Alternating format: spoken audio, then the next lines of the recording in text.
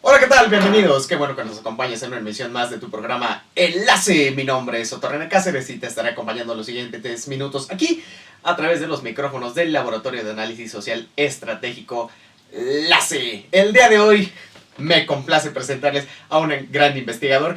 Estoy con el maestro Sergio Cedillo. Sergio, bienvenido. Muchas gracias, maestro René. Gracias por la invitación. No, hombre, no, el placer es mío. Hoy vamos a estar hablando de un tema muy interesante. Vamos a estar hablando del padre del sindicalismo mexicano, ¿no? Luis N. Morones, personajazo en la historia política de este país. Sergio, ¿quién es Luis N. Morones?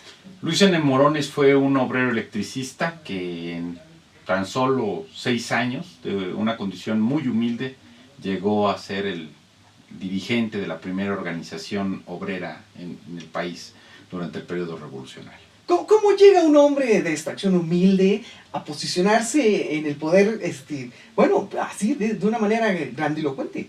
Bueno, la revolución fue la coyuntura que le permitió a muchos hombres que vivían en condiciones muy difíciles o que eran parte de una clase social que quizá durante el porfiriato ni siquiera en sus locos sueños de grandeza pudieron haber llegado a ocupar los espacios que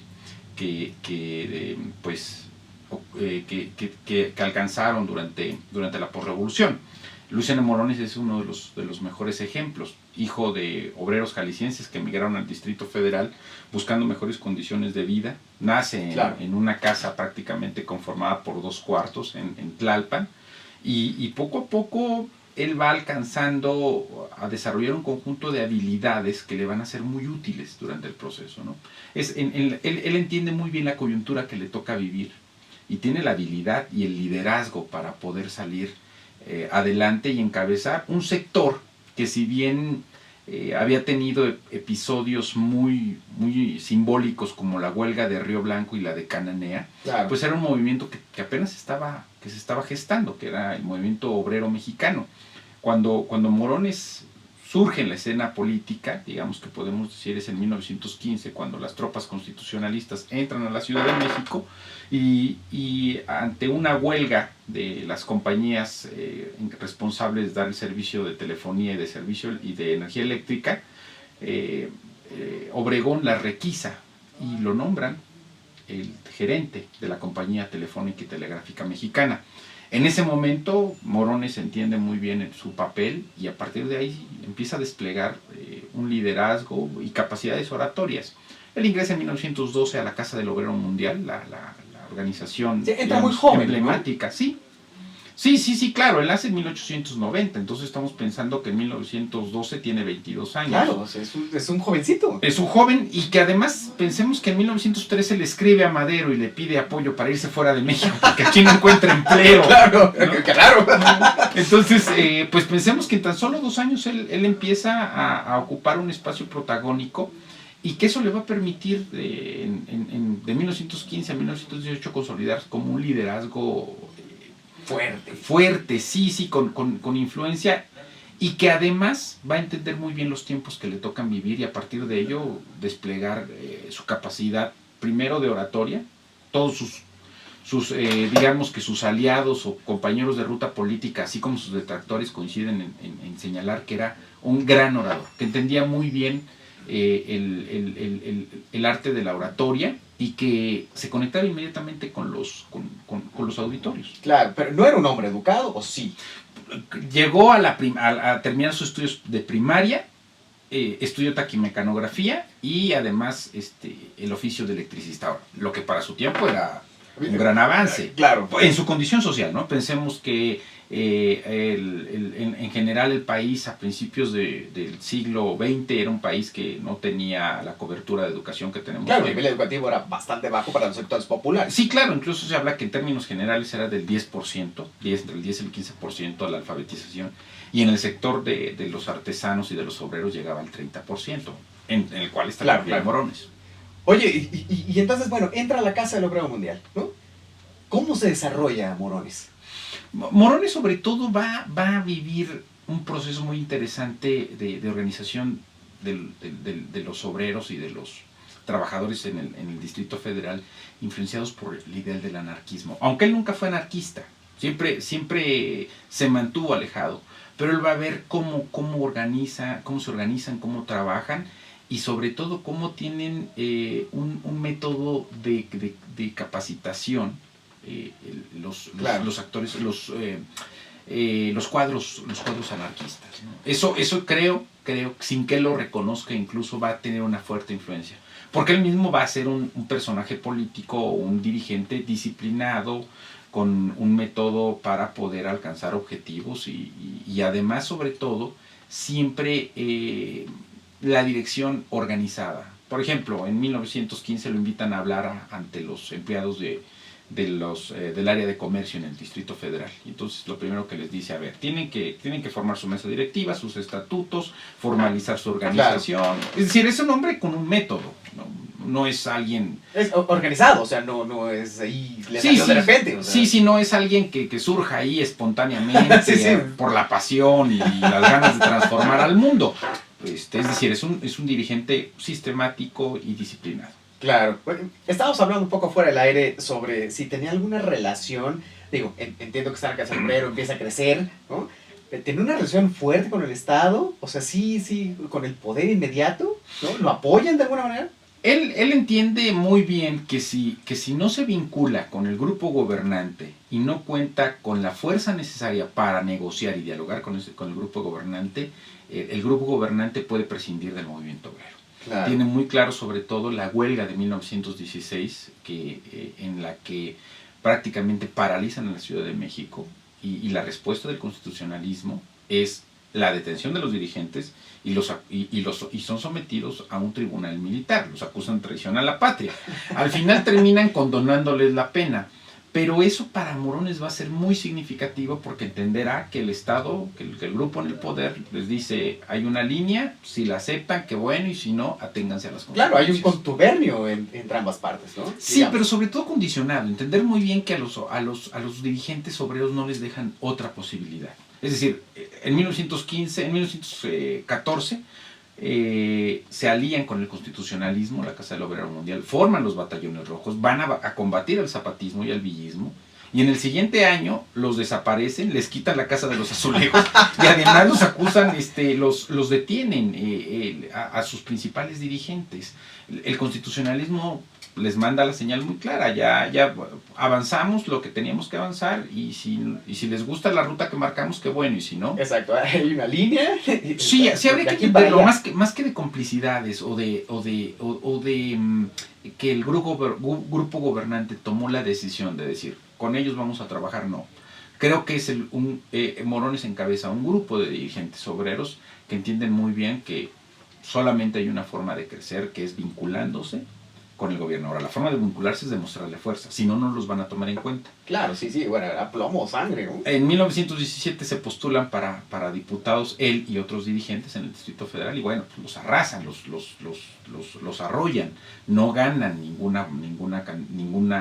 espacio. Okay. Eso también va a irse grabando en la memoria de Morones en el sentido de la necesidad de contar con una fuerza social y una fuerza partidista para poder dialogar y ser tomado en cuenta en el proceso del poder político. Fíjate qué interesante, porque entonces tiene como un resentimiento contra el poder, ¿no? O sea, lo arropan, pero no le dan juego. Pues se entiende que no hay de otra, es decir, y pensemos nada más que en esa misma época si fueron aplastados los ejércitos de Villa y los de Zapata. Claro. Es decir, nada menos. Sí, tienen muy claro que el proceso político, en el proceso político de la posrevolución está conformando un grupo que si no le demuestran fuerza y capacidad de negociación y desde luego habilidad para el diálogo y lograr un acuerdo, pueden prescindir de ellos, ¿no? Sea por la vía armada o sea simplemente marginándolos, claro, de los procesos políticos.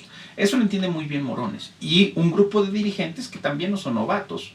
Hay un amplio grupo de dirigentes sindicales y obreros que van a encontrar en Morones ese liderazgo con la capacidad para dialogar, pues con nombres tan poderosos como Obregón y Calles, ¿no? Claro. Sí. Oye, me das un dato interesantísimo fuera del aire, ¿no? Que a veces como el artífice del asesinato de Obregón. Bueno, siempre lo acusaron, porque además las relaciones entre Morones y el caudillo revolucionario, el caudillo invicto Obregón, sí. No eran nada buenas. Por el contrario, había ya un punto de conflicto, una serie de fricciones muy evidentes. Entonces, claro, haciendo un símil incluso es como la relación entre Manuel Camacho y Luis Donaldo Colosio. Quizá Camacho no mandó a matar a Luis Donaldo Colosio, pero cuando murió, pues todo el mundo le volteó a ver a Manuel Camacho. Claro, o sea, te toca, ¿no? Igual de la misma manera a Luis N. Morones, claro. Él había hecho declaraciones muy fuertes previo a la muerte de Obregón, muy beligerantes. Entonces, Antonio Díaz Soto y Gama, que era, digamos, un obregonista, si podemos decir, obregonista puro, entre el obregonismo puro, dice, bueno, pues todo el mundo sabe en México que el artífice del asesinato del general Obregón es Luis N. Morones. O sea, es decir, había ese ambiente, pero él mismo, creado por él mismo, por la confrontación que él mismo había ido construyendo, ¿no? Con Obregón. Oye, ¿cuál es la relación entonces que tiene Morones con Calles, por ejemplo? Bueno, eso es una relación de equipo político. Es decir, son dos de hombres. Conveniencia. De conveniencia como cualquier otra relación en política. Claro. Dice uno de los personajes de la novela de Martín Luis Guzmán: en política nada se agradece porque en política nada se da ni nada se quita. Claro. Simplemente, si hay alianzas, son a partir de las necesidades de cada actor. Sí, ¿no? sí. Se va transformando, ¿no? Sí, pero hay que entenderlo así, claro. Son dos actores políticos, uno que quiere consolidar el Estado mexicano y otro que tiene la fuerza, que tiene además la capacidad y el liderazgo, ¿no? Es decir, hay que ver que no es solamente un asunto de filias. Quizá pudo haber habido cierta filia, cierta estima entre Calles y Morones, claro. Pero lo que hay que reconocer es que Morones se convierte en el hombre necesario dentro del equipo de Calles, sobre todo para normar las relaciones de las fuerzas productivas. ¿Podemos decir que Morones era un hombre fuerte de la revolución, bueno, del periodo postrevolucionario? Sí, es un hombre que... Porque me decían, perdón, no participa en la revolución como tal, ¿no? No es un hombre que participa, incluso no va ni siquiera en los batallones rojos. Él forma parte del Sindicato Mexicano de Electricistas, que decide no participar dentro de... activamente las armas, etcétera. Sí, no es un hombre que vaya. Ahora, no participa ni en el proceso revolucionario de 1910, ni tampoco en las batallas posteriores, sobre todo de la lucha contra Huerta. Es un hombre, sí, que va a tomar decisiones muy puntuales en apoyo, sobre todo en los momentos críticos para Calles y Obregón, que le va a valer esa importancia. Por ejemplo, hay la versión de que cuando Obregón huye para no ser apresado por Carranza, uno de los acompañantes es Morones. Ok. Y por ejemplo, en la rebelión de la Huertista, Morones y los dirigentes obreros que encabeza forman parte activa, es así, en el combate a la rebelión de la Huertista. Claro. Fíjate qué raro, porque todos los hombres fuertes venían, ¿no? De cargar las armas. Él es de los pocos que no lo hace, ¿no? Pero se vuelve un hombre fuerte del Estado. Sí, se vuelve un hombre fuerte porque, insisto, entiende muy bien el proceso que le toca vivir. Es un proceso en el que se están articulando las relaciones entre la sociedad y el nuevo Estado, el Estado que está surgiendo, ¿no? Claro. Oye, entiendo que tenía una relación muy cercana con las organizaciones sindicales de los Estados Unidos. ¿Es así? Sí, también esa es otra de sus características. Él entiende muy bien que uno de los puntos débiles del nuevo Estado postrevolucionario es su relación con Estados Unidos. Y a partir de eso se vincula. Y es una de las, digamos... ¿Eso de sus virtudes? De las virtudes, no diría virtudes, pero digamos que sus fortalezas en el proceso postrevolucionario. Es decir, un hombre capaz de dialogar y lograr apoyos para el Estado postrevolucionario, claro. Los gobiernos de Calles y de Obregón, en Estados Unidos, lo cual no es poca cosa, ¿no? Pensemos que el reconocimiento y las relaciones con Estados Unidos, sobre todo entre 1917 a 1921-22, son muy, muy complicadas. Entonces, tener un actor que dialoga con grupos importantes de poder político en Estados Unidos, bueno, pues es de gran valía, ¿no? Claro. Oye, y después de acumular este gran poder, ¿no? De tener toda esta gente alrededor, ¿por qué no sigue construyéndose Morones? Porque empieza un decaimiento, ¿no? En algún momento Morones empieza a caer políticamente, ¿no? Bueno, le ocurre a cualquier actor político, es decir, tiene un crecimiento y tiene también, vamos, cumple sus funciones. Pues digamos que era un hombre fuerte en la revolución, o sea, era Era para un que hombre- se quedara, ¿no? O sea, Sí, pero con la muerte de Obregón, pues, todo el grupo obregonista o los seguidores, los simpatizantes o los, digamos, integrantes del grupo de Obregón, pues lo acusan. Eso lo descalifica. En política a veces son más importantes los vetos que los votos. Entonces, me parece que a Obregón, la muerte de Obregón lo saca del papel protagónico. Todavía durante el maximato, es decir, entre 1928 a 1936, 37, cuando Calles es la figura de la esfera pública mexicana, cuando es el jefe máximo, él sigue siendo un hombre importante, pero ya no cumple con el rol protagónico que tuvo durante 10 años, entre 1918 y 1928. Y además es un hombre que aunque deja las luces o los reflectores del poder político, es decir, ya no vuelve a ser diputado, ya no tiene un cargo dentro del gobierno, un cargo destacado dentro del gobierno, es un hombre que va a seguir participando, va a seguir buscando espacios de incidencia y de participación política. ¿Sí? Claro. Ahí se aplica la célebre frase de un político no se muere hasta que se muere. Sí, claro, es un hombre que es sumamente activo, ¿no? Es decir, es un hombre que entiende que la política es una acción permanente, todos los días, y siempre está buscando qué hacer. Digamos que en la parte o la parte final de su vida política, se vincula con el peronismo argentino y eso lo lleva incluso hasta que lo reciba Perón y están platicando 2 horas y va al funeral de Evita Perón. Llega a México y lo demanda otro actor de su tiempo, que es Jorge Prieto Lawrence, o Lawrence, como lo queramos decir, y lo acusa de que quiere traer el peronismo a México, ¿no? Entonces, vamos, es un hombre polémico. Claro, pero siempre en la escena, ¿no? O sea, Sí, es un hombre que sabe, que trata de vincularse, no es un hombre que se acabe y que diga, ya se acabó para mí el proceso, ya se acabó para mí la política, no, es alguien, incluso su organización siempre lo va a reconocer como su dirigente, la Confederación Regional Obrera Mexicana. la CROM.